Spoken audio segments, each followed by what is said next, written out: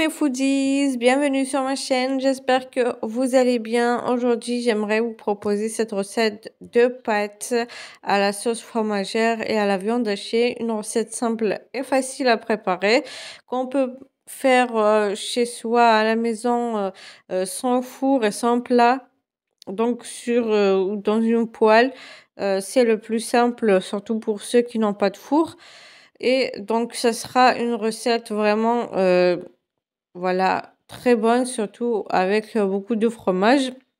Ici, dans un récipient, j'ai mis 300 grammes de viande hachée avec du persil haché, 3 cuillères à soupe de chapelure, un œuf, et puis on ajoute les épices, sel, poivre noir, cumin et paprika. On va mélanger tout ça ensemble, et puis voilà, donc je vais ajouter de l'ail haché. Comme vous savez, avec la viande hachée ou la viande rouge, on a toujours besoin euh, d'ail et du persil haché. C'est toujours très bon avec la viande. Voilà, n'oubliez pas d'ajouter un petit peu d'huile, environ une cuillère à soupe. Et on mélange correctement. Dès que c'est bien mélangé, on va faire ou on va former les boulettes. Vous pouvez mesurer si vous souhaitez en grammes pour que ça soit donc des boulettes égales.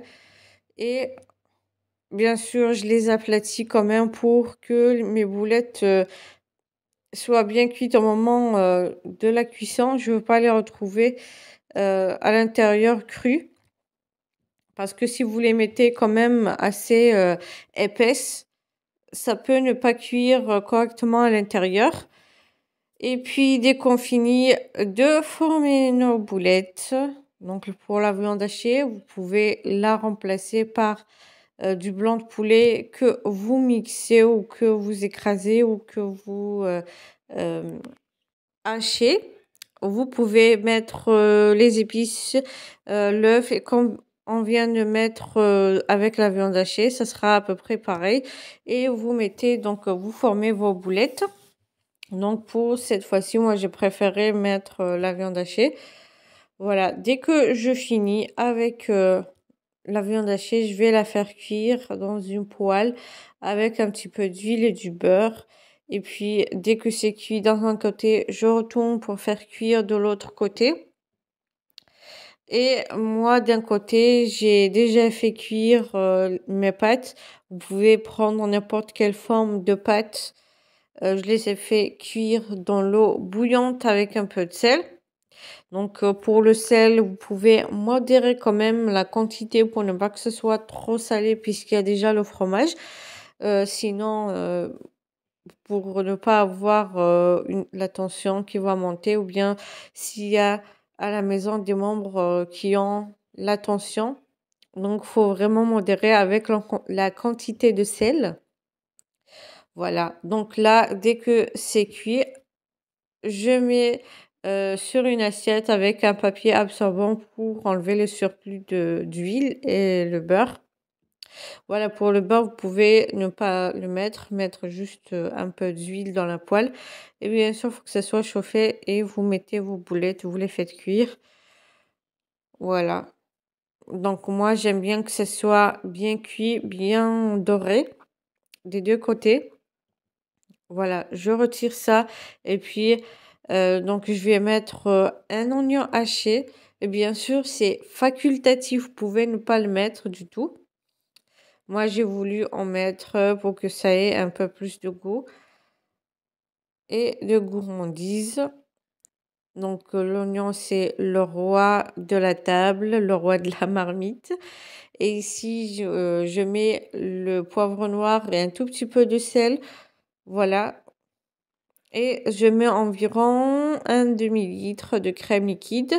Veuillez à prendre une crème liquide spéciale salée, c'est-à-dire que il y a les crèmes liquides spéciales gâteau. Voilà. Et ici, je mets du fromage. Donc là, j'ai pris celui qu'on met dans les hamburgers. Vous pouvez ne pas le mettre. Et j'ai ajouté du cheddar.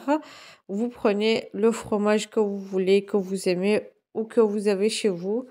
Voilà, vous choisissez ce que vous voulez. Vous pouvez changer quelque chose dans la recette ou pas. Voilà, donc là, je mets mes pâtes déjà cuites et égouttées. Je mélange bien. Donc là, moi, les pâtes, j'ai mis environ 500 grammes de pâtes. Et la quantité, ça dépendra de vous. Je vous donne les idées de ce que je prépare chez moi. Après, vous pouvez prendre, changer ce que vous voulez. Voilà, vous êtes libre. Et puis, on va mettre les boulettes directement sur les pâtes. Et on va mélanger juste légèrement et on ajoutera du fromage par-dessus. Donc, moi, j'ai quand même mis une bonne quantité de fromage. Ça sera vraiment pas mal pour que ça ait le goût de fromage et que ça ne soit pas fade. Voilà. Donc, je laisse le fromage fondre et puis je vous montrerai quand ça sera prêt. Donc moi, comme toujours, j'ajouterai toujours le persil. Pour moi, le persil, c'est vraiment l'incontournable. Je peux pas m'en passer. Je vais toujours en mettre dans la plupart de mes plats. J'espère que la recette d'aujourd'hui vous plaira. Surtout, n'hésitez pas à me laisser vos avis dans les commentaires.